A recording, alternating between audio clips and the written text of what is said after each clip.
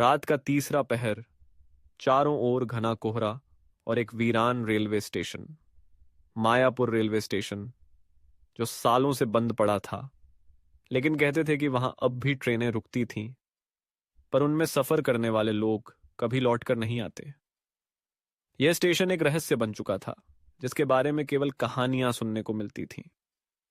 स्थानीय लोग इस जगह से डरते थे और जो भी वहां गया या तो गायब हो गया या फिर पागल होकर लौटा। कोई नहीं जानता था कि वहां क्या होता था, पर लोग कहते थे कि वह स्टेशन किसी मायाजाल में फंसा हुआ था।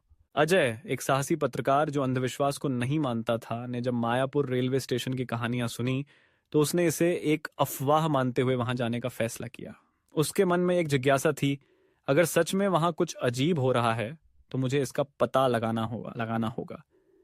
उसने अपने दोस्त राहुल और सुमन को साथ लिया और वे रात 12 बजे स्टेशन पहुंचने के लिए निकले। गांव वालों ने उन्हें रोकने की कोशिश की, मत जाओ, वहां जाने वाले कभी वापस नहीं आते। लेकिन अजय ने उनकी बातों को मजाक समझा और कहा, अगर वहां सच में कुछ होगा तो मैं पूरी दुनिया को दिखाऊंगा। रात के 11:50 बजे वे मायापुर रेलवे स्टेशन पहुंचे। स्टेशन बिल्कुल वीरान था। घड़ी की टिक टिक, ठंडी हवा की सरसराहट और दूर कहीं उल्लू की आवाज, बस यही सुनाई दे रहा था।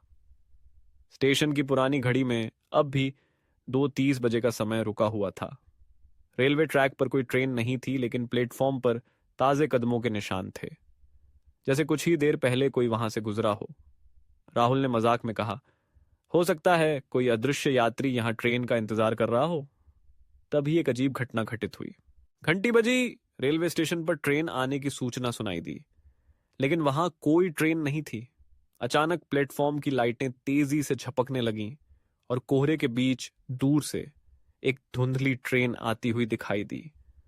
ट्रेन पूरी तरह काले धुएं से ढकी हुई थी, जैसे यह किसी और दुनिया से आ रही हो। ट्रेन धीरे धीरे स्टेशन पर आकर रुकी। दरवाजे अपने आप खुल गए, लेकिन अंदर कोई नहीं था। स्टेशन मास्टर की केबिन में कोई हलचल हुई। अजय ने कैमरा उठाया और रिकॉर्डिंग शुरू की। राहुल ने हिम्मत करके ट्रेन के अंदर झांका और चिल्लाया, कोई है यहां? तभी ट्रेन की खिड़कियों से दर्जनों सफेद भयानक आंखें झांकने लगी।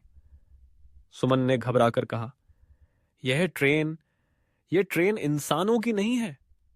अजय ने कैमरा घुमाया। तभी एक भयानक चेहरा अचानक स्क्रीन पर चमका। चेहरे पर आंखें नहीं थीं, सिर्फ काले गड्ढे थे। और फिर एक अजीब आवाज आई, ट्रेन में चढ़ जाओ, तुम हमारी दुनिया में आ चुके हो। तभी जमीन कांपने लगी और चारों ओर भूतिया परछाइयां घूमने लगी। राहुल ने सबसे पहले दौड़ने की कोशिश की, लेकिन किसी ने उसका पैर पकड़ लिया। स्टेशन की जमीन से हाथ निकल रहे थे। सुमन ने उसे बचाने की कोशिश की, लेकिन एक अदृश्य शक्ति ने उसे हवा में उठा दिया। अजय ने कैमरा छोड़ दिया और पूरी ताकत से प्लेटफॉर्म से बाहर भागने लगा। लेकिन जैसे ही वह स्टेशन से बाहर पहुंचा, वह फिर से उसी जगह खड़ा था। वह भाग नहीं सकता था। अचानक स्टेशन की घड़ी चलने लगी और समय वापस 2:30 बजे पर आ गया। एक अजीब भूतिया आवाज गूंजने लगी, तुम अब हमारे हो, कोई यहां से नहीं जा सकता।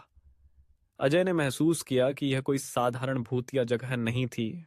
यह एक समय का जाल था, जहां लोग फंस जाते थे और फिर कभी बाहर नहीं निकलते। राहुल और सुमन अब ट्रेन के अंदर खींचे जा रहे थे। अजय ने जोर से चिल्लाकर कहा, नहीं, हमें यहां से निकलना होगा। अजय को याद आया कि उसने स्टेशन के पुराने नक्शों में पढ़ा था कि स्टेशन मास्टर की केबिन में एक पुराना घड़ी तंत्र था, जिसे बंद करके माया जाल तोड़ा जा सकता था। वह पूरी ताकत से भागते हुए स्टेशन मास्टर के कमरे में पहुंचा। कमरे में चारों ओर धूल और खून के धब्बे थे। पुरानी लकड़ी की अलमारी में एक बड़ी घड़ी रखी थी। अजय ने हिम्मत करके घड़ी के लिवर को जोर से खींचा। घड़ी तेजी से घूमने लगी। स्टेशन पर गूंज रही भूतिया आवाजें धीमी होने लगी। अचानक ट्रेन के अंदर बैठे सभी भूत जोर से चिल्लाए और धुएं में बदलकर गायब होने लगे। राहुल और सुमन प्लेटफॉर्म पर गिर पड़े। स्टेशन की घड़ी टूटकर जमीन पर गिर गई और मायापुर रेलवे स्टेशन धीरे धीरे अंधेरे में विलीन हो गया। क्या यह अंत था? अजय, राहुल और सुमन अब फिर से हाईवे पर खड़े थे।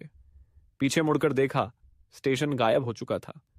राहुल ने थरथराती आवाज में कहा, क्या यह सब सच था या एक सपना? अजय ने जमीन से अपना कैमरा उठाया और स्क्रीन चेक की, लेकिन कैमरे में कुछ भी रिकॉर्ड नहीं हुआ था। सुमन ने चौंक कर कहा, लेकिन हमने तो सब देखा था।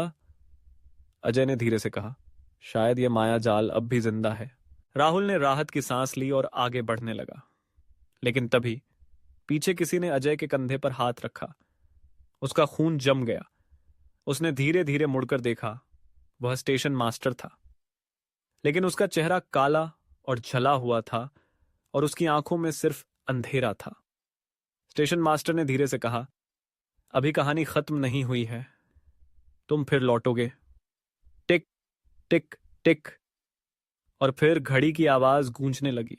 इस तरह मायापुर रेलवे स्टेशन की कहानी एक रहस्य बनकर रह गई, जो न केवल अजय, राहुल और सुमन के लिए बल्कि सभी के लिए एक चेतावनी बन गई कि कुछ जगहें ऐसी होती हैं जहां जाने से पहले एक बार सोचना चाहिए।